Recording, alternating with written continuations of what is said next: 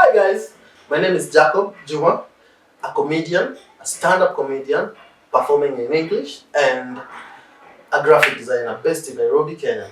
And welcome to Artistic Minds. Starting comedy was out of people telling me you're funny. Like I'd sit with people and we'll be talking about stories and I'll be giving them some nice jokes and they think it's funny. And so when we got to high school, I always wanted to have the microphone, but I could not hold the microphone because only church people are supposed to hold it. If you're having a sermon or something like that, or you're a singer, you're doing some tenor or something like that, which of course I could not do. So I remember the first time I touched a mic and I was like, I can be an MC. And then I tried emceeing for some time and I was like, this one is boring for me. What if I just turn my jokes into performance? And so getting into campus, I think on my second year, I tried doing comedy. Manze, I failed terribly because I forgot everything. I thought I was naturally funny, and so if I step on that stage, I'll kill it. But then I failed. I could not even remember my jokes and all that. And from there on, I started doing research. I started reading about books about stand-up comedy, and I got books that told me you actually have to write your content, and that's how I became a writer. So I started writing jokes for performance purposes only, and every time I'd get a place to perform a show, I would actually have a set. I would take my jokes, the ones I've written down, and I'd be like, I perform number 1, 2, 3, depending with how many minutes I've been given. And so come 2018, I joined Nairobi Comedy Club, which perform purely in English at various clubs around Nairobi. And so they would give me slots. They would also have open mics that I'd be invited to do it with them. And so with there, I just grew and grew and grew because the guys I was performing with were kind of veteran. And so they used to guide me on A and B, 1 plus 2. And that's how I actually became on the stage now. And I can actually be walking up and go to a stage and do a 15-minute set or even a 20-minute set or even a 30-minute set. While in campus, if I can remember very well, there was this organization that was having, I would say, a service every Thursday. And since I was part of them, they would want me to host most of the time. And it was called Campus Trend. So I would host people, which is just trying to make people feel comfortable, but will include having a mic on your hand, making people feel easy, making people feel comfortable, and also introducing the things that you're supposed to do on that day. And so I did this for like 3 years, and I was happy about it. I was happy that I could be able to just be strong when I can take that mic and speak to people. And then I did on the main chat at some point, and then from there on I was like, now I'm ready to actually go out there and talk to people I don't know totally. Because for Campus Trend it was students, but now I was like, I want to go and speak to people that I don't know at all. And I'm not just going to host them, I'm going to try and make them laugh. And the reason why I'm saying try is because sometimes they don't. So it's a trial. If it doesn't work, but you still do it. Because if you can get it, I can get it, we can all get it. Yeah, so sorry about that. So, I mean, when I was doing open mics, when I started doing open mics, that was like in my 4th year in campus. Now I started doing open mics in clubs. Would go with Tumbili. Tumbili is a good comedian. He had his open mics. I would go, but for some reasons I could not connect with these crowds. And then I tried the Karura Comedy Club, the open mics, and the crowd was a bit small. It was like 10 to 20 people, but there was that connection. I mean, you could tell jokes, you could really realize you're talking and they find fun in what you're saying. And so I realized that's my type of comedy. That's the comedy I want to do. I don't want to be on stage looking for punchlines, tough punchlines, doing tribal jokes, doing jokes that can only relate to people around me, but jokes that can move away from where I am, out of Nairobi, and make somewhere in Atlanta, somewhere in Yugoslavia, somewhere in Timbuktu, somewhere just they can hear my jokes and still find it funny. And so that was the aim of joining that club, and they were helping me to just grow into that sector. At the same time, they were not paying me yet. It was open mics, but it was growth. So the first time I was paid, I think we were in Upper Hill, we were doing, I had a slot and nilikuwa nimezoea kama kuna slot itawekwa but there's a label za kulipa, but this time actually my name was on the poster, and for me ukiniweka kwa poster lazima nilipe. So when I was on the poster I had to push for it, I had to invite a few guys and all that, and so that was the first time I was actually paid as a comedian. And since then that has been a very very big motivator. Apart from, I don't even care about the amount of money, the quantity, but the fact that I talked on stage and got something to go home with, which actually I didn't go home with it. I actually drank all of it then. I love to drink, not so much, but a little. And so I was like, as I enjoy other comedians, let me have a beer. And yeah, so it was nice, and we did a lot of shows after then. We did Upper End, we do Westlands, we do Nairobi CBD, we went to Lavington. I mean, we've been moving to areas, clubs that are easy and we can call people and they come. And it's been a great experience so far. So I have a lot of inspiration. Apart from people I look up to, like in Kenya, I would say Davis Masharia, Dag Mutai, Manu, they all guys who've been there for a long time in the English comedy scene as it grows. As much as they're my inspiration, they're also international people. I would say, why am I forgetting his name? Okay, I'll remember the name, I'll come back to that. But when I write my jokes, one thing that inspires me is the truth. Because for every good comedy, for every good joke, there's some truth in it. And so for me, I don't just want to do comedy. I want to say truth in ways that they will make some people uncomfortable and some people very comfortable. And from there, they can find something funny in it. And so I'm inspired by just writing our daily lives, like how I live in Africa, I live in Kenya, I live in Nairobi, the things I do, the people I relate to, the things we talk about. So even as I talk with my friends, I'm like, hey, that's a good story, that's a good one, and I'm like, it has always ever happened to me, and I find it funny, and so I find a way of writing that for the stage and actually just going and doing it. And most of the time, every time I'm talking about occurrences, daily occurrences, people love it and they find it funny too because the same thing has happened to them. And yeah, and also being a comedian in Kenya is not that easy, especially keeping in mind that what we are doing is kind of different. It's not your daily to day comedy. The comedy you're used to, most people, the most comedy that sells in Kenya is, I would say, Churchill and his guys, and for them that is for family viewing. Like, if you're going to say anything, you're going to be very sensitive. You cannot be free. You cannot just say anything. It's sort of control, and it's what's loved, and everybody loves it. Even those who don't love it, then we have comedy that is different for you. We call it alternative comedy. I mean, you want to talk about jokes about how the government plays with these people. You cannot do that on national TV. And so for us, we're allowed to be sarcastic about the government. We're allowed to be sarcastic about sex.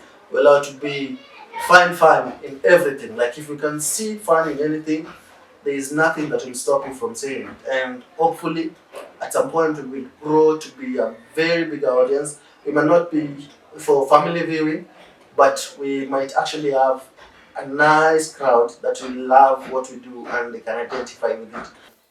The biggest challenge I would say is actually uh, selling, selling the idea. Selling the idea of, I want to perform in your club, and be like, hey, if they don't know anyone famous, then they're not going to give you that space. And so I think we have to convince club people that yes, we're going to bring comedy to your place, and also we will bring people. We have a crowd, and it's a challenge we go through, and we will actually go past it at some point. I believe so.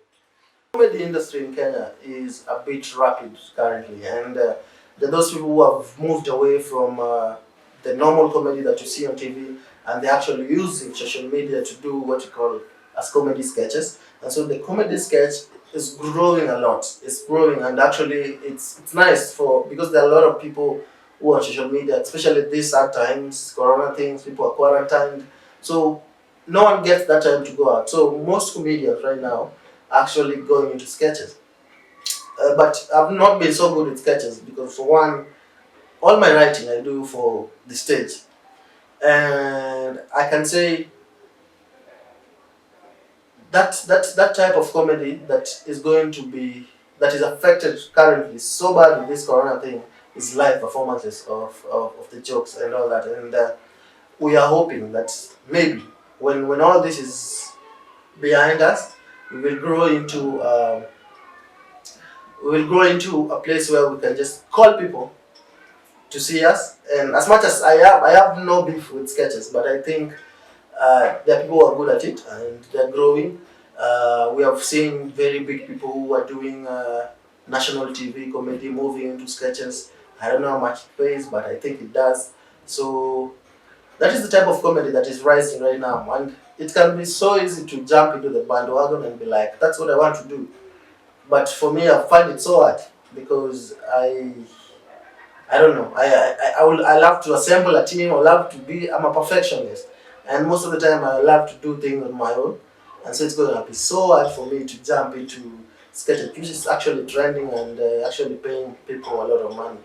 And the other type of comedy that's being done in Kenya, I would say, is Kiswahili, which which is big because we are a nation that has Kiswahili as one of the national language. And so if there are people who are coming into Kenya who can understand Kiswahili, then they can understand our jokes. And so the English comedy scene, actually I would say, targets the minority. Like there are people who can't speak Swahili, but they live among us. But they want to laugh at jokes. They want to find something. So we are giving them an alternative. We don't want you to go looking for comedians from your country. That you've come to Kenya and you want to look for comedians from your country to make you laugh. But we can actually make you laugh in a language that you understand. And not that we only target the minorities, but there are also Kenyans who would love to hear a different type of comedy, alternative comedy, and that's why the English comedy scene is coming through, and it's what we are doing, and we are loving it, and we hope you will join us in the next of our shows. Actually, I'm very glad that the art industry is being taken serious. You could see even during the president giving people finances, remember the art industry. I mean, it's trying to see there are people who live with this. Because for a long time, art was considered as just something you do for fun. But people don't understand that for you to be artistic, you have to put hard work into it, and it's a lot of work. For you even to see a sketch of 30 seconds someone has done on Instagram, you don't understand how many times he shot that for it to just be that. And people are coming to understand that you need to work. And I mean, there are very little art schools in Kenya. You can actually count them. They're not more than 30. They're not even more than 10 art schools because they're not. We have not gotten to a point where we look at art as a source of income. Art is something that can make you be somewhere, that can pay for things, like can pay bills. I mean, there was a time musicians would just look at musicians. I mean, for you to know a musician, you only know the vocalist. But right now we are having guitar players who are doing well. We are having bass players who are doing well. And comedy also is an art. And I mean, you think it's just about being funny. No, it's not just about being funny. It's about finding fun and actually putting it out there. Because if it was about being funny, I mean, we all laugh every single day.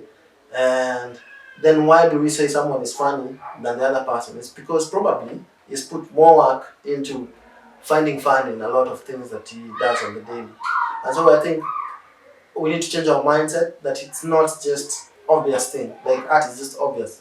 I mean, we need to understand there is work being put into it, and these people are actually hoping that you'll appreciate them and make them even produce more, make them even give you more if they feel the love.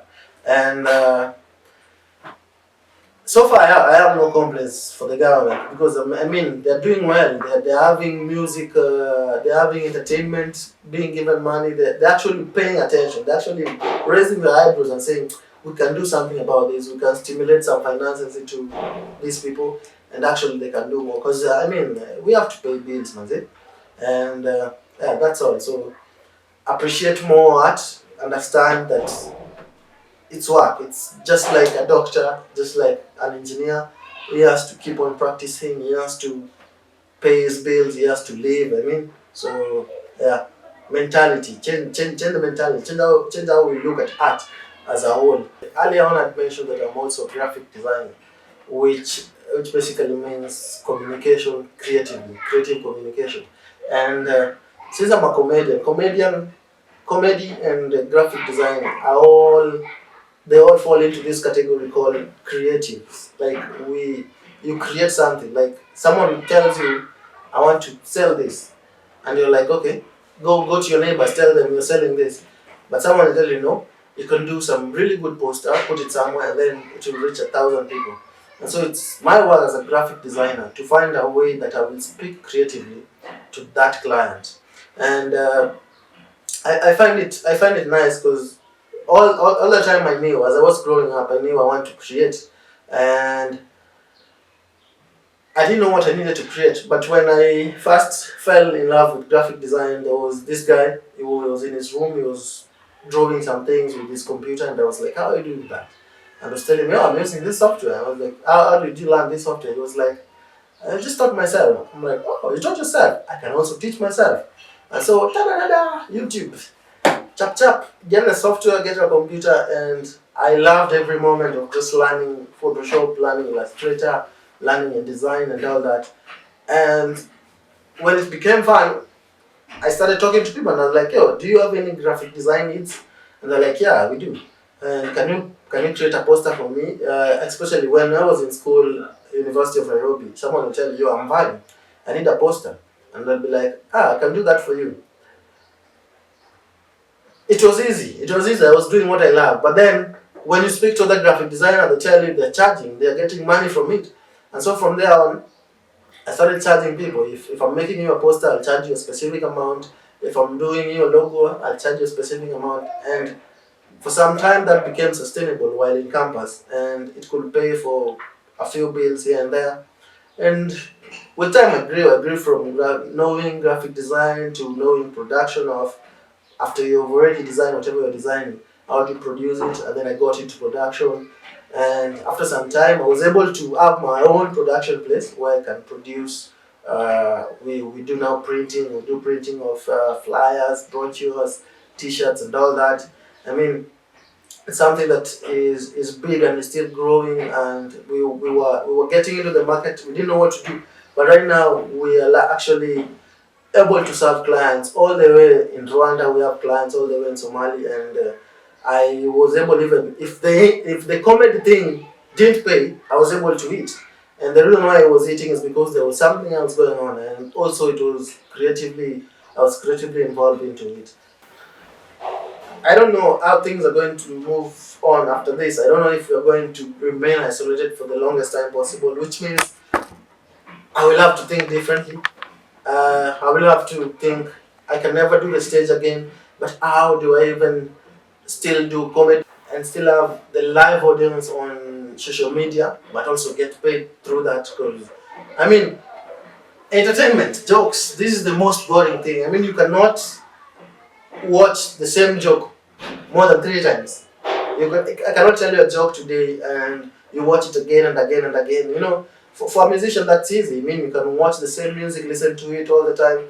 But for me, it's a one-time thing or a two-time thing or a three-time thing. And so I'm depending largely on those numbers. I'm depending largely on you, your one time watching that and loving it. And so if I'm going to go live on social media, then I have to be in a place where for you to just watch, you have to pay so that I can even give you more. And the future plan is just thinking about how to go with the system. If the system changes, how do we change the system? The last one is if things open up. We're going to do more shows. We're going to have more opening in clubs. So far we've been very selective. We've been doing, I think, once a month. I think we can take it to 2 months since the number of comedians also is growing, and so we want to give even more people chances. And so we are thinking of even moving away from just clubs and even probably doing shows, doing festivals and something like that. That's for future plans. And Where do you find me? First of all, I'm always in my house. But number two, if you're looking for me on Twitter, manze, you'll find me at Jacob Juma.